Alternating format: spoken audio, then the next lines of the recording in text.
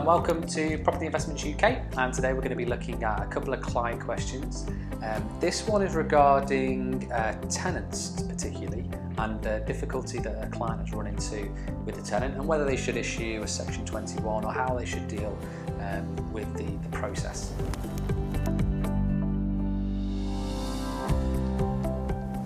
Okay, so the question is from Bonyip.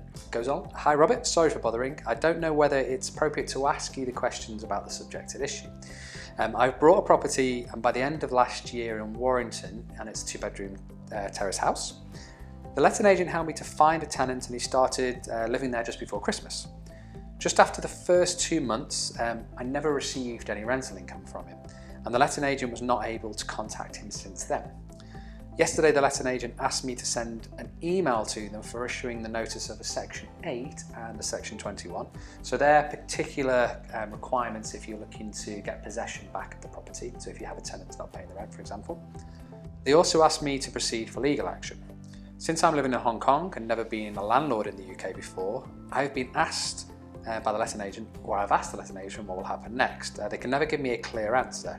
And I'm very worried now and wondering what would happen to my property. It's a fair comment. Would it be very hard to get my property back, or by then will the property still be intact? Very hope that you can give me some hints if possible. Thank you very much in advance, Karen regards, Bonyip. So to help answer that question, it's exactly the right course of action you've taken is to use a solicitor. Gaining possession of a property if you have a difficult tenant or a tenant that's maybe causing damage, social nuisance, or not paying the rent.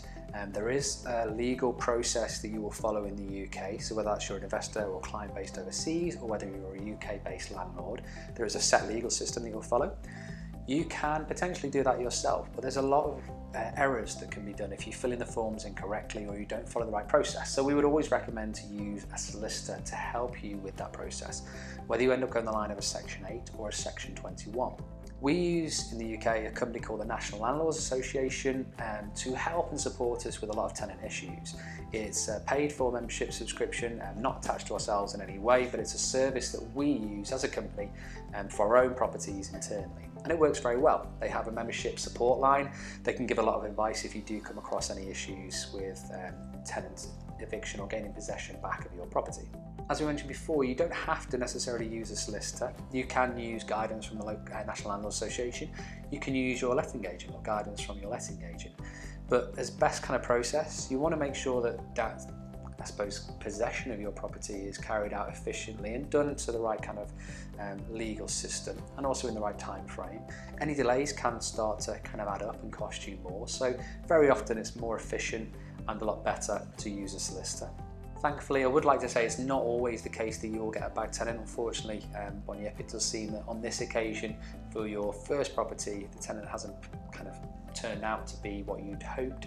It is rare, thankfully. In all of the years that we've been doing property over the last 10 years, we've maybe had a handful of tenants that has been a problem for the property in terms of either how they've maintained it or they've left with kind of rental arrears. It's certainly not the case with every single tenant or every single property. So hopefully you won't have those sort of issues again in the future. You have followed the right course of action by sort of issuing those Section 21 and Section 8 notices.